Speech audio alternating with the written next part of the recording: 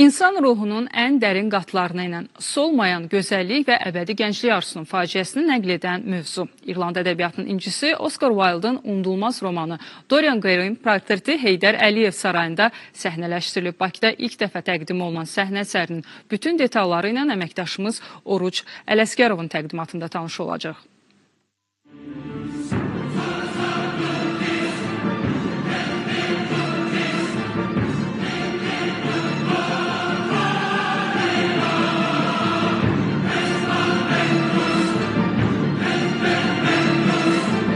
Təsəvvür et ki, hər kəsin heyran olduğu bir portretə sahibsən.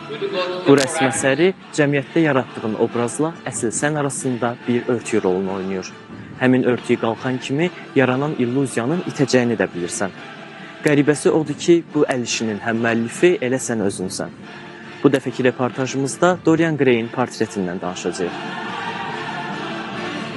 Məşhur İrland yazıcı Oscar Wilde'ın 19-cu əsrin sonunda qələm aldığı Dorian Gray'in portreti əsəri insanın daxili keyfiyyətlərinin miskin tərzdə dəyişilməsindən bəhs edir. Uzun illər sənətdən uzaq qalan rəssam Basil Hallward gənc və yaraşıqlı Dorian Gray'in portretini çəkdikdən sonra əsərə elə valeh olur ki, onu öz sənətinin ilham mənbəyi adlandırır. İlk baxışdan uğurlu portretin hər ikisinin gələcək həyatına vuracağı zərbələrdən xəbərsiz olan Basil və Dorian'ın hekayəsi bundan sonra daha mürəkkəb hal alır. Fırça ustasının yaratdığı rəsmə valeh olan Dorian Gray'in dilindən əgər portret görünüşünü dəyişsəydi, mənsə hər zaman indiki kimi gənc qala bilsəydim, bunun naminə ruhumu iblisə də satardım sözləri eşidilir və gəncin ricası qəbul olur.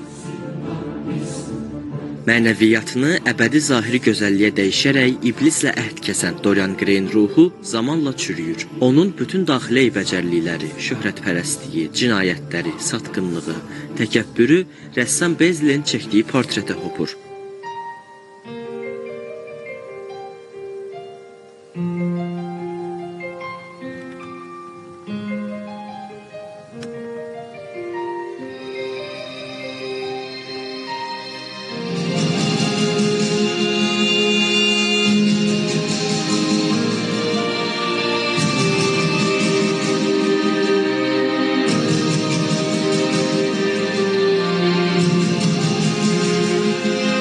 Dünya ədəbiyyatında özünə məxsus yeri ilə geniş oxucu kütləsinə malik roman indiyə kimi bir neçə dəfə səhnələşdirilib.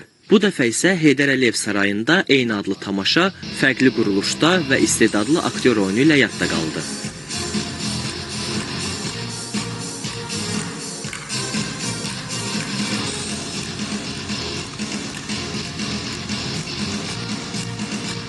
Tamaşada rolları xalq artisti Vidadi Həsənov, əməkdar artist Firdovsi Atakişiyev, aktyorlar Ziya Ağa, Aksana Rəsulova və İlhamə Qasımova canlandırdı. Hələ deyilməyib. Bu da o deməkdir ki, o əsl centilmendir. Artıq 4-cü gündür ki, biz Heydər Əliyev sarayında səhərdən axşama kimi məşq edirik. İndi bu məşqlərin nəticəsi isə həmişə tamaşa olur. Belə deyək də, insan görkəmində olan iblis. Bir kəlmə.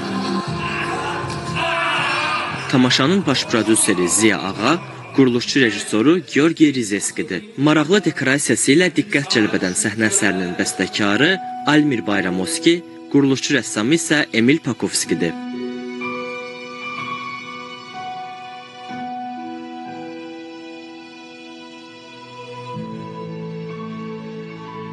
Biz hər zaman tamaşaçıların nə istədiyinə ilk öncə önəm veririk və biraz axtarış, baxış eləyəndən sonra gördük ki, daha çox istənilən, oxunulan əsərlərdən biri də Dorian Gray'in portretidir və qısa zamanda tərcümə elədiyi əsəri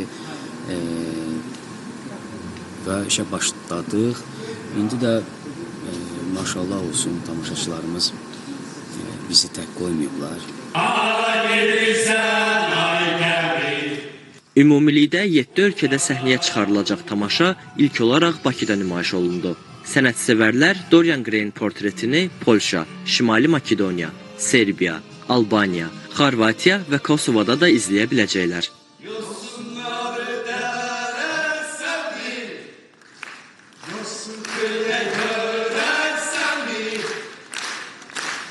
Oruc Ələsgərov, Elçin Tağıyev, Elvin Cəfərov, Elgün Heydərov, Mədəniyyət xəbərləri.